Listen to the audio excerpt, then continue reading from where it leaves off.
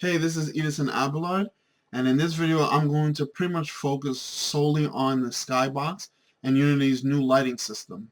Now this is going to be Unity 5.0, so if you use 4.6 you're not going to be able to mimic this. However, if you do want the same quality settings, you will be able to achieve them using Marmoset Toolbag or Marmoset Skybox for Unity 4.6. So what has changed the most in Unity 5.0 release is actually this whole new lighting system, which is now powered by Enlighten. Now we've been beta testing this for a while, and now that it's at a stable position where it's actually uh, a production quality application, I think now's a good time to start talking about it because there are a lot of things that changed. I believe on release, I think they said there was like 57 odd pages of release notes. There was a lot of things that happened between the first public beta to the actual final application. So first thing I want to talk to you about is what is this new lighting system and how is it used? Well, the first thing you want to do is if you come into our lighting tab, if you don't see it open, you go into window and click on lighting down here at the bottom, and that'll bring up our lighting tab. And you go to scene, you'll notice that you have a whole slew of new settings. Now, this is what I'm going to start talking to you about is and has been heavily used in the film industry for motion graphics, for anything that did rendering. What Enlighten brings to Unity is real-time rendering. And that's something that we didn't have before. You always had to bake everything out. Now things will still bake if you want them to, but you don't have to have them bake. So the first thing you want to do is check out our Skybox. Now by default, nope, this isn't the one. Let's see what Unity has for the default sky. So this is, by default, this is the sky that you would load in with Unity. You'll see this is actually a procedurally generated sky, and this sun will always match where the sun is in the sky. Well, I can just get that angle. There you go. And the reason for that is what we're working with here is something called image-based lighting. And so what happens is most of our lighting, our ambient lighting, is actually coming from the actual image itself. So it's important for realism that you always have your main light source, in the same direction as your image's main light source, and that just makes things look real. Now from this angle, you'll actually notice that I have some blue tinting going on here. And the way image-based lighting works is a whole bunch of rays. If I just quickly draw something out, a whole bunch of rays coming from this actual image itself bounce down, and it bounces on an object, bounces, bounces, bounces. And this constant bouncing back and forth is what makes our image-based lighting so powerful, because what you end up getting is all of these colors start to blend with each other. So you're seeing a little bit of the brown blending a little bit with the blue, blending a little bit with the black, and that's all because of our actual our light. So if we were to change this image to another image, or if we were to actually change the skybox, we'd actually be able to, in essence, change the color. So what we're going to do here is we're just going to create a new skybox. Go to create.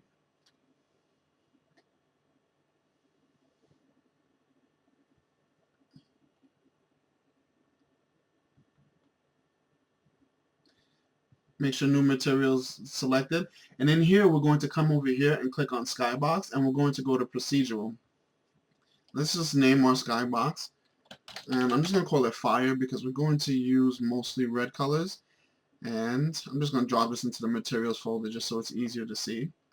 And so what you'll see here is when we select our shader type and came out to Skybox, you see we have procedural. Now our procedural color, we get to actually choose quite a few options here. First thing I'm going to go over is the sun size, and that's what you see here when we spoke about our main light source. We can actually increase and decrease that size.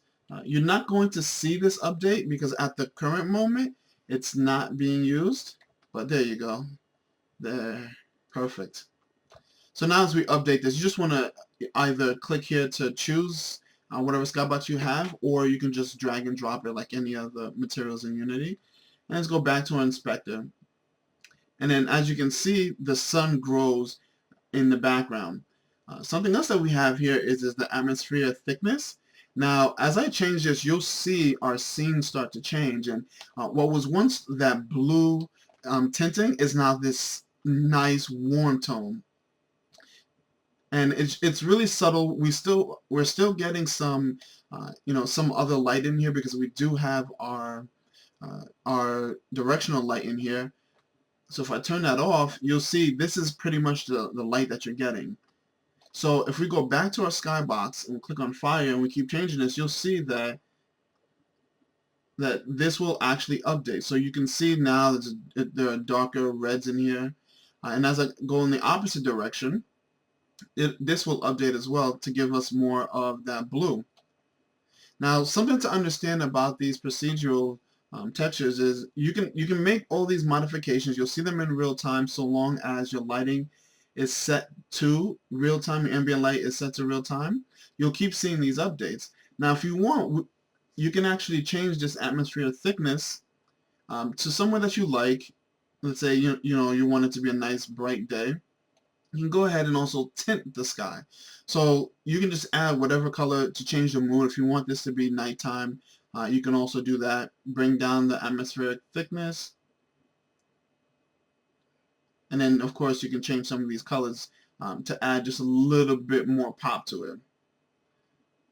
Bring that up a little bit, and then you can see how that purple now starts to come in.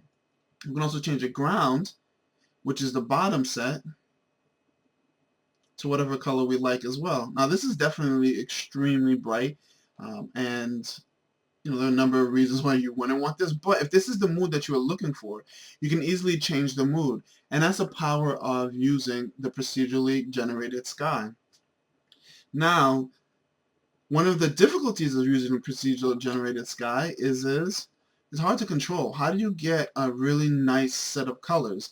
To tell you the truth, as it's finally updated, to tell you the truth, a better way to actually do this is just to actually use something called an HDRI image. What makes HDRI images different from your typical image is HDRI images have the ability to maintain more color information. So white isn't actually white. So if I open this up real quick, so what we have here is an HDRI image. Now, normally HDR images come in an EXR format. They don't have to. There are a few formats out there, but this would be a really good example. So what you're seeing here is white, but in reality, HDRIs, I'll actually open up Photoshop. Let me pause this. All right, now that I have Photoshop open, this is going to make perfect sense for you. So I'm just going to close these down. Now, once again, this is our EXR open, and this is definitely something that is and has been very apparent in the post-production world. So we're now just getting this in gaming. So over here, what you're thinking is this is just pure white. So if I actually bring up our information panel, wherever that thing is.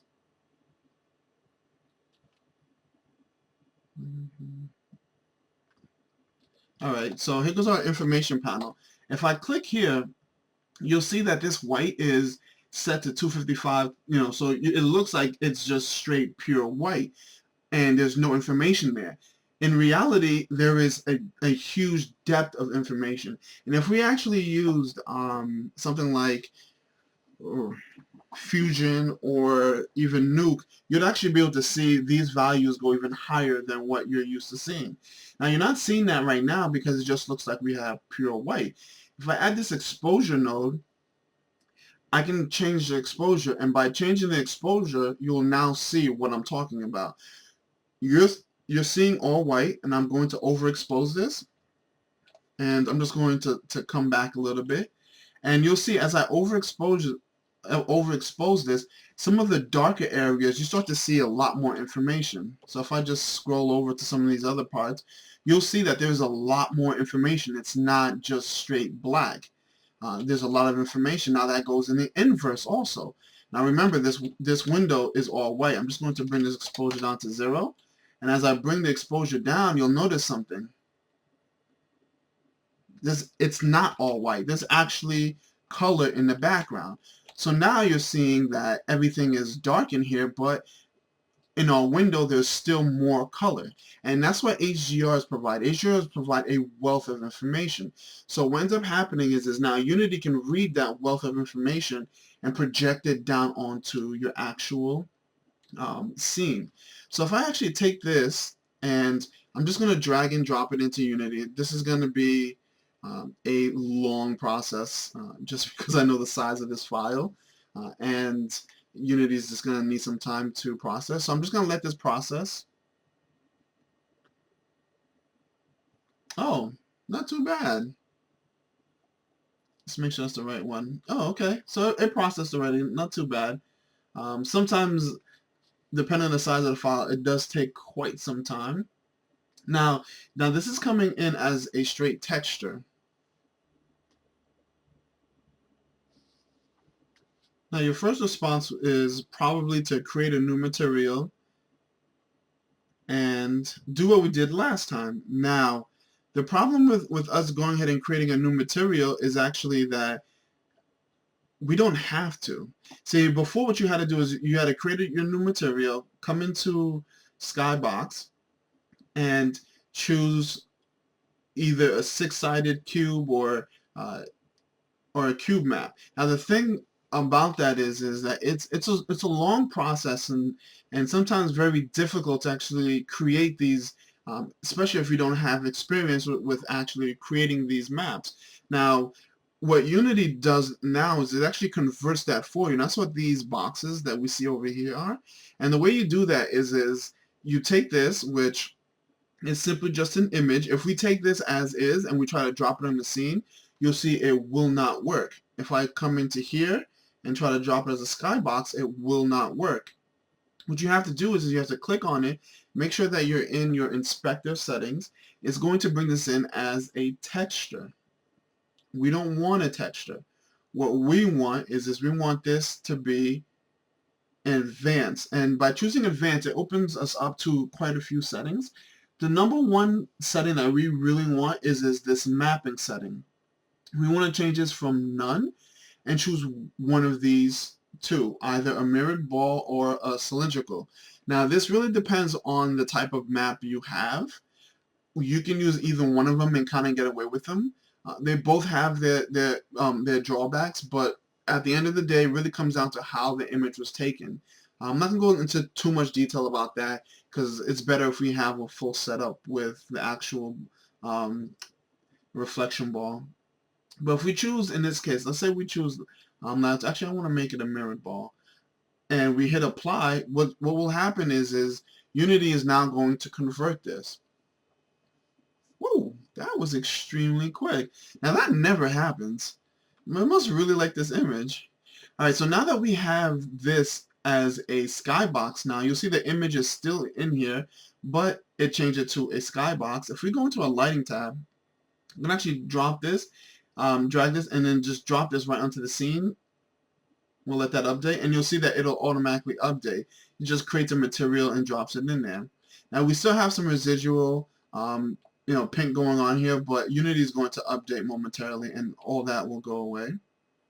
There you go. So now you can see automatically our color changed. Now I went ahead and enabled a directional light, but as you can see now we no longer have the pink, the purples, and all those really bright colors. Instead, we're getting lit by the environment. So you can see that based off of where we are, that's the type of color that's coming. So if we look around this room, we can see these browns are all in this background. So it's being lit and sent right back to our color. Our directional light just makes it easier for you to recognize. Now, the second part of this is I'm actually using PBR textures that are generated in Substance Painter. So that also helps with making sure that everything works photorealistically. Now, I have quite a few of these in here. just because, while testing, you want to make sure that you have options. So if I just change this out to one of our other ones, you'll see that that background will quickly change, and so will the color. So you saw the color just pop just a little more. There's a little more red in here. Not too much, but we have a lot more white up in the top area, some brown. You will see this pinching that will go on. But once again, it really depends on the type of environment that you've added. So as you can see, this one has even more white, so then the scene is actually even brighter than what we had before.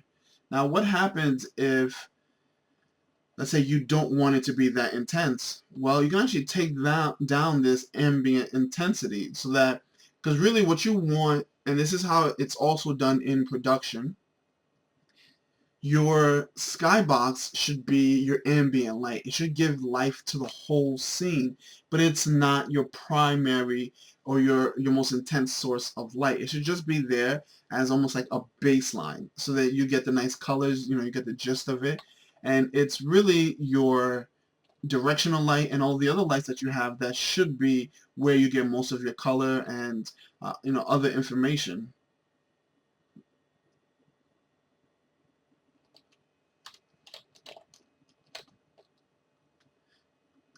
Now we can go ahead and we can keep changing this. I actually have quite a few that I use. Interior parking garage, this is another one. Just, it's nice to have an idea of the colors you want, and that's really what it comes down to. It's the colors that you want to use, and once you have the stack of colors that you want to use, then you can easily update this. This evening park is another one that we are currently using, and as you can see, that updated. If you see that, if I just drag that in there, you can see the nice update between these two. This has more green in there, and so our environment is going to be a little brighter, but it's also going to have that green to it.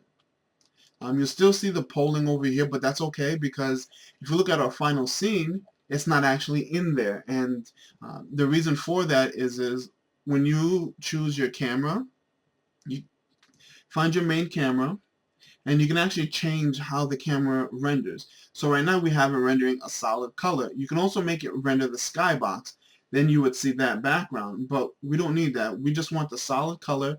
And from here, once again, this is a trick for from production.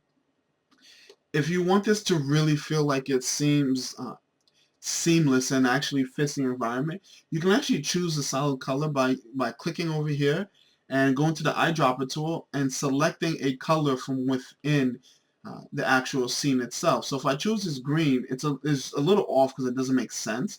But if I choose a color in the sky here, like this light blue, it'll make sense because this is a all-encompassing color that's coming from the map and is being shot down into the scene. So it still works fairly well within our scene. So that's a quick introduction on the skyboxes.